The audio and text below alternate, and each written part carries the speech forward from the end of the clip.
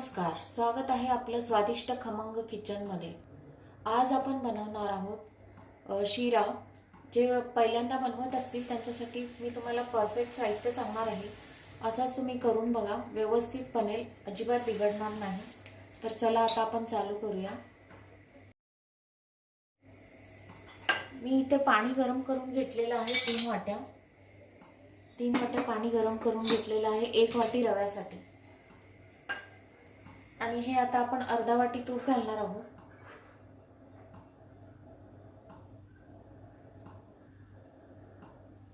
आता आपण हे थोडे ड्रायफ्रुट्स तुपातच तळून घेणार आहोत।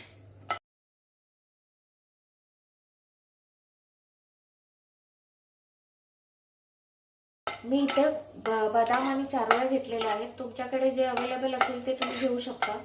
काजू, मनुका, पिस्ता हे पण घालू शकता तुम्ही। आता हे 2 मिनिटांनी काढून घ्यायचं आहे आपल्याला।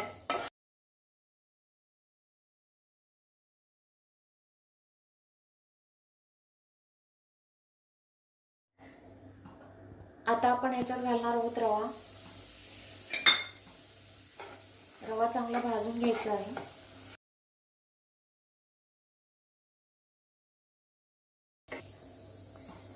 इथे आपण रवा बारीक गॅसवरच भाजून घेणार आहोत।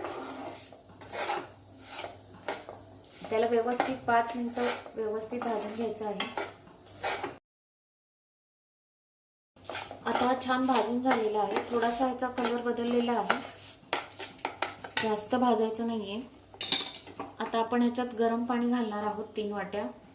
पाणी गरमच घालायचं आहे आणि हळूहळू घालायचं आहे, अंगावर वाफ येऊ शकते।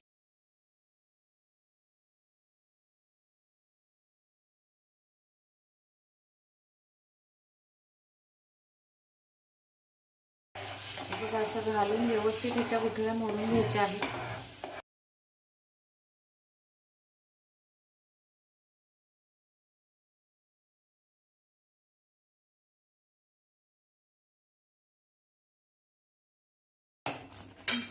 आता आपण ह्याला झाकून ठेवूया थोडं,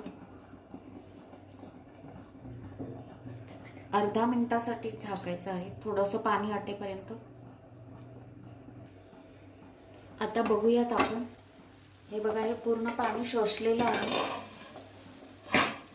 आता आपण ह्याच्यात घालणार आहोत साखर। साखर 1 वाटी घालणार आहोत। 1 वाटी रव्यासाठी 1 वाटी साखर घालणार आहोत। व्यवस्थित हलवून घ्यायची आहे साखर। आणि यातच घालणार आहोत भाजून घेतलेले ड्रायफ्रूट आणि 1 चमचा वेलची पावडर। आता हे व्यवस्थित हलवून थोडीशी वाफ काढायची आहे।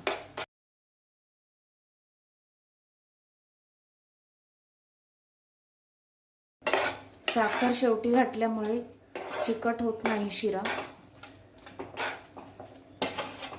चिकटत नाही तोंडात असं। आता हे आपण थोडं झाकून ठेवूया अर्धा मिनिटासाठीच। आता हे झालेलं आहे, आपण गॅस बंद करणार आहोत। हे बघा, हे झालेलं आहे। पूर्ण शिऱ्याची प्रोसेस मंद गॅसवरच करायची आहे। हे बघा, आता परफेक्ट आपलं झालेलं आहे।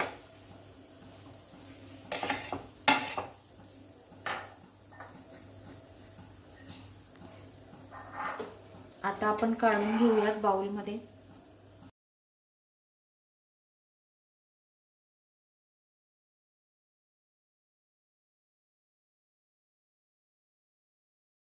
आता तयार आहे आपला शिरा।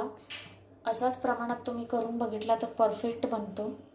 ही रेसिपी तुम्ही जरूर ट्राय करा। माझी जर रेसिपी तुम्हाला आवडली असेल तर व्हिडिओला लाईक करा, शेअर करा आणि माझ्या चॅनलला सबस्क्राईब करा आणि बेल आयकॉन दाबायला विसरू नका।